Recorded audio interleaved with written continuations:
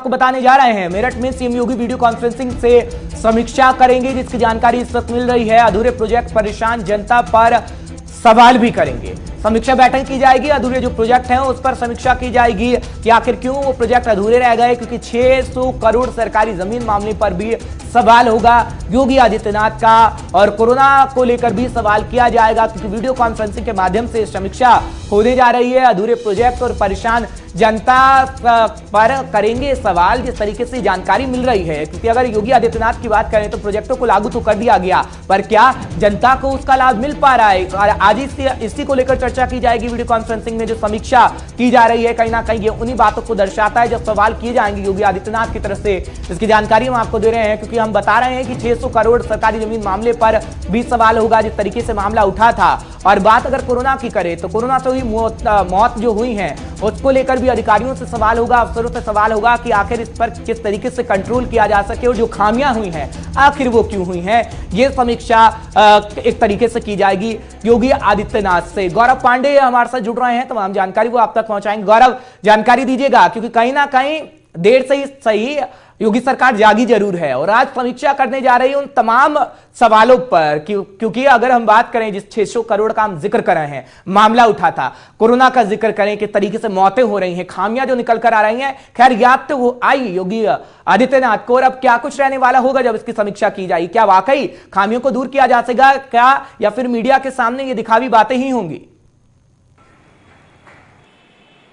देखिए हर्ष, आज शाम 6 बजे वीडियो कॉन्फ्रेंसिंग के थ्रू मेरठ मंडल की संपूर्ण जानकारी लेंगे योगी आदित्यनाथ। उस बैठक में जिलाधिकारी के साथ साथ पुलिस के आला अधिकारियों के साथ सीएमओ और इसके अलावा जितने भी सांसद एवं मंत्रीगण हैं, सब इस वीडियो कॉन्फ्रेंसिंग में शामिल होंगे।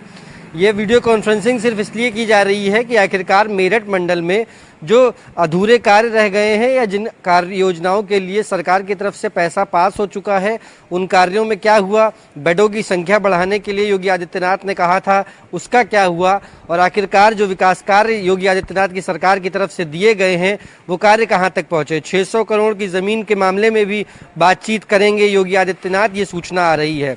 देखिए लगातार वीडियो कॉन्फ्रेंसिंग के थ्रू, इसके पहले गाजियाबाद में भी एक वीडियो कॉन्फ्रेंसिंग के थ्रू बात कर चुके हैं योगी आदित्यनाथ, और इस वक्त सरकार का रुख स्पष्ट है कि आने जो भी योजनाएं दी गई हैं वो धरातल तक लोगों तक पहुंची हैं या नहीं पहुंची हैं।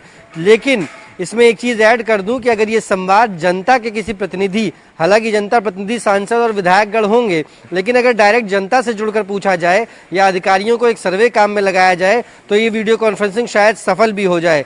लेकिन फिलहाल ये हाल है कि योगी आदित्यनाथ के द्वारा आज वीडियो कॉन्फ्रेंसिंग के माध्यम से मेरठ के छूटे हुए कार्यों, निर्माणाधीन कार्यों के बारे में जानकारी ली जाएगी और पूछा जाएगा वहाँ के सभी नेताओं से, सांसदों से, पुलिस के आला अधिकारियों से, सीएमओ से कि कोविड को लेकर के भी वहाँ के क्या हालचाल हैं, मरीजों की संख्या क्या है।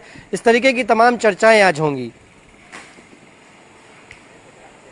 गया था योगी आदित्यनाथ की तरफ से, तो क्या वही भ्रष्ट अधिकारी होंगे उस बैठक के अंदर जिसके बारे में तमाम जानकारी हम अपने दर्शकों को देते हैं, या योगी आदित्यनाथ उन ईमानदार अफसरों का चुनाव करेंगे जिनसे बातचीत करेंगे और कहीं ना कहीं जनता को उम्मीद जगेगी कि वो पैसा हम तक मिले, जो प्रोजेक्ट योगी सरकार कह रही थी, योजनाएं कह रही थी, सीधा सीधा लाभ मिले? गौरव,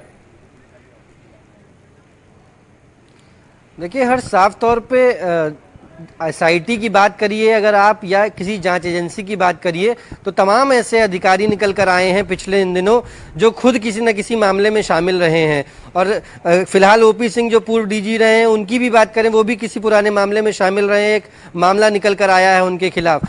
देखिए सबसे बड़ी बात यह है कि सरकार को चयन करना होगा। जो मिसफीडिंग की गई है अधिकारियों के द्वारा, जो बेलगाम अधिकारी हैं सरकार के साथ कार्य कर रहे हैं, उनमें लगाम लगानी होगी, तब जाकर किसी योजना को कार्यान्वित कर सकती है सरकार। क्योंकि जो योजनाएं ऊपर से आती हैं वो नीचे पहुंचते पहुंचते या तो खत्म हो जाती हैं या फाइलों में दब जाती हैं, तब तक कोई नया मामला आ जाता है और उस नए मामले के लिए सरकार फिर से पूरे जोश की तरह लग जाती है। लेकिन सरकार को यहाँ विचार विमर्श करना पड़ेगा। जिस प्रकार से कोविड-19 के मरीज बढ़ते जा रहे हैं, कोविड की संख्या लगातार बढ़ती चली जा रही है, अभी तक बेडों की संख्या समुचित नहीं हो पाई है, उसके ऊपर से लगाम नहीं लग पा रही अपराधों में, और मेरठ जनपद तो खास तौर पे काफी बड़ा आपराधिक रिकॉर्ड रहा है वहां का। इसके अलावा कोविड के मरीज भी निकल कर काफी आए वहां से। इन सारी बातों पे चर्चा होगी, लेकिन देखने वाली बात यह होगी कि चर्चा होने के बाद निकल कर क्या आता है, क्या किसी अधिकारी पर गाज गिरती है। क्योंकि जो वहां के स्थानीय नेता हैं, सांसद हैं, वो भी पुलिस के रवैये को लेकर कई बार मुख्यमंत्री को पत्र लिख चुके हैं, कई मामलों के आ चुके हैं। तो अगर हम बात कोई बड़ी गाज भी गिरे किसी पर, तो सवाल जवाब से नहीं होगा ना, आपको मॉनिटरिंग करनी चाहिए थी।